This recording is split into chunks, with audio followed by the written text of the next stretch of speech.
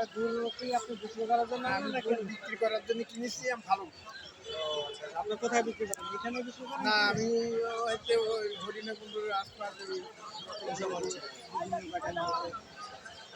তো এখানে হাট বসে কি বার করে? সোমবার। আচ্ছা গুড় কত করে কিনছেন? এগুলো কি মন হিসাবে না আলাদা? না, এই ঠাকুর হিসেবে কিনছি, তবে 180, 90 টাকা, 190 টাকা আচ্ছা কেজি বসে মানে এক ভারে কয়টা গুড় থাকে, কতগুলো থাকে?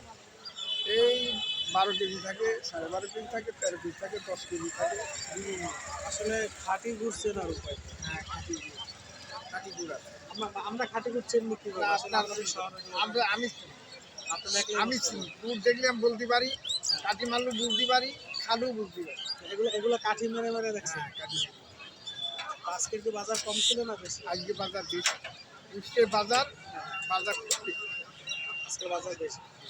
এখন সামনে আরো বাজার আজকে বাড়তে থাকবে। 200 টাকা কেজি পড়বে, আজকে 200 টাকা। মানে এখন আস্তে আস্তে বাজার বাড়তে থাকবে। চাচার নাম কি? আমার নাম মোহাম্মদ রবিউল ইসলাম। আপনি গুড় বিক্রেতা। মোহাম্মদ রবিউল ইসলাম কাকা গুড় বিক্রেতা। ঠিক আছে কাকা, ধন্যবাদ।